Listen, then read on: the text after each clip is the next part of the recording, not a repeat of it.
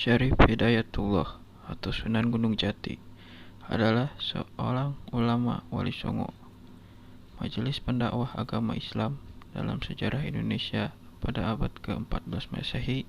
Ulama ini juga merupakan Sultan Cirebon pada tahun 1479 sampai 1568 dengan gelar Susuhunan Jati. Nama asli Sunan Gunung Jati adalah Syarif Hidayatullah. Sejak kecil sudah tampak kecerdasan dan ketekunannya dalam menuntut ilmu, karena kesungguhannya menekuni ilmu agama atas izin sang ibunda. Syarif Hidayatullah berangkat ke Mekah. Di Tanah Suci, Syarif Hidayatullah berguru dengan Syekh Tajuddin Al-Qurtubi. Beberapa waktu kemudian ia ke Mesir untuk belajar kepada Syekh Muhammad Athoillah Al-Syajili, seorang ulama bermadzhab Syafi'i sekaligus mempelajari tasawuf, tarekat Syajiliyah.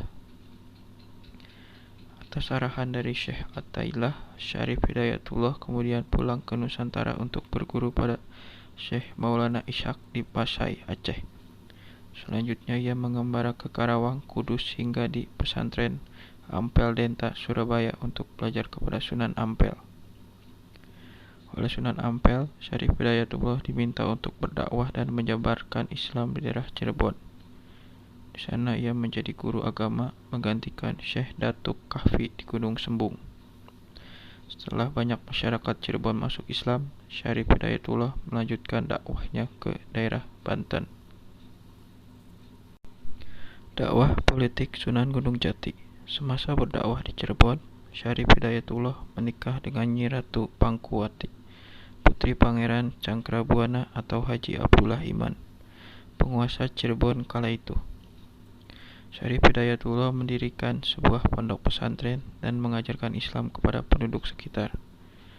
Oleh para santrinya, Syarif Hidayatullah dipanggil dengan julukan Maulana Jati atau Syekh Jati. Selain itu, karena ia berdakwah di daerah pegunungan, ia digelari sebagai Sunan Gunung Jati. Setelah Pangeran Cakrabuana meninggal dunia, tampuk kerajaan Cirebon dilanjutkan oleh menantunya yakni Sunan Gunung Jati.